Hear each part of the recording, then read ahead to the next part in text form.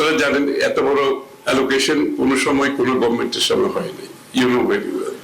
Highest allocation দেওয়া হয়েছে এবং ইন স্পাইট অফ আমাদের fiscal deficit is so high. শর্ত পূরণ সাপেক্ষে বেসরকারি বিশ্ববিদ্যালয়কে ট্যাক্স ফ্রি সুবিধা দেবে সরকার, এমনটি জানালেন অর্থ পরিকল্পনা মন্ত্রী আমির খসরু মাহমুদ চৌধুরী।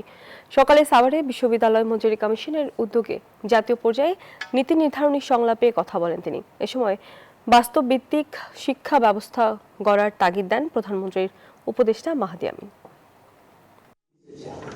সাভারের বিরুলিয়ার খাগান এলাকায় বেসরকারি একটি বিশ্ববিদ্যালয়ের মঞ্জুরি কমিশনের উদ্যোগে আয়োজিত জাতীয় পর্যায়ে নীতি নির্ধারণী সংলাপে যোগ দেন অর্থ পরিকল্পনা মন্ত্রী আমির খসরু মাহমুদ চৌধুরী।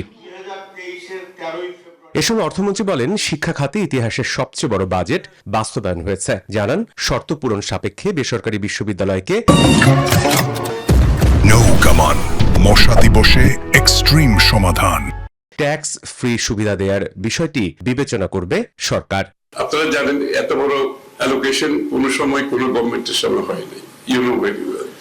হাইয়েস্ট অ্যালোকেশন দেওয়া হয়েছে এবং ইন স্পাইট অফ আমাদের fiscal deficit is so high. এ সময় প্রধানমন্ত্রীর উপদেষ্টা মাহাদি আমিন বলেন, প্রত্যেকটি বিশ্ববিদ্যালয়ের ক্যারিয়ার হাব গঠন করা প্রধানমন্ত্রীর স্বপ্ন। মাননীয় প্রধানমন্ত্রীর একটা ভিশন হচ্ছে আমরা কি শর্ট কোর্স ইন্ট্রোডিউস করতে পারি কিনা, হতে পারে তার উপর ভিত্তি করে ফ্রিল্যান্সিং এর কাজ করতে পারবে সেই শিক্ষার্থী, কিংবা কম্পিউটারের ট্রেনিং যার উপর ভিত্তি করে পড়াশোনার পাশাপাশি নিজে একটা আত্মকর্মসংস্থানের ব্যবস্থা করতে পারবে। বিশ্ববিদ্যালয়গুলোকে আরো উদ্ভাবনীয়, জবাবদিহিমূলক এবং দক্ষ গ্রাজুয়েট তৈরিতে সক্ষম প্রতিষ্ঠান হিসেবে গড়ে তোলার উপর গুরুত্ব দেন আলোচকরা। পৃথিবীর যে কোনো দেশের সব ইউনিভার্সিটি ডেস্ক রিপোর্ট, নিউজ 24।